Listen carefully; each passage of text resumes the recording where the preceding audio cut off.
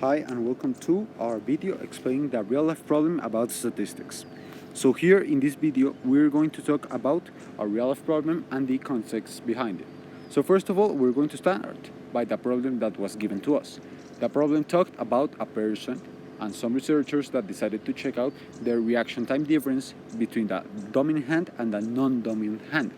So in a school some students were chosen in order to do an experiment in which they needed to release a stick and catch it again depending on the time that the person was given. After doing the experiment, the researchers knew that the most dominant hand had better reaction time than the non-dominant hand.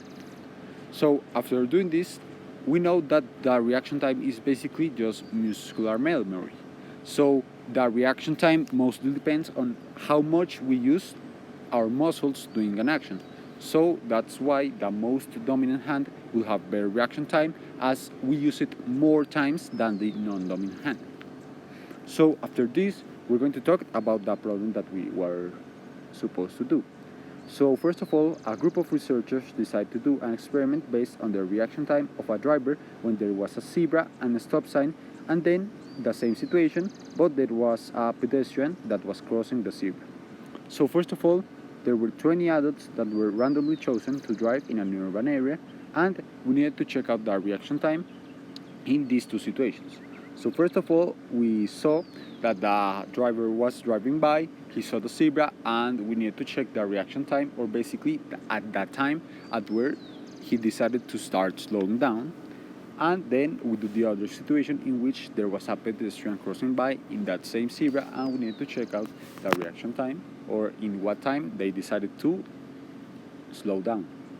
So after seeing this and after finishing the study, in both situations, it was evidenced that from the experiment, people who were driving without a pedestrian have a shorter reaction time compared to the drivers who saw the pedestrian crossing.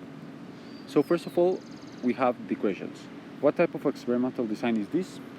What is the response variable in this study? What is the treatment? And identify the experimental units. So first of all, what type of experimental design is this? We decided to say that it is single blind because the drivers don't know that the experiment is being done and the researchers do. So that's basically the justification. For the second one, we know that what is the response variable in this study? So the response variable is the reaction time. So basically when the drivers see a person walking by and when there is none, and the reaction time or time at which they decide to stop. C, we have what is the treatment. So the treatment done was that the drivers passed through the first time without the pedestrian crossing by and just a zebra with a stop sign, and we checked the reaction time.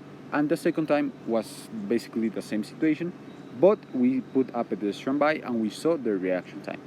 And finally, identify the experimental units.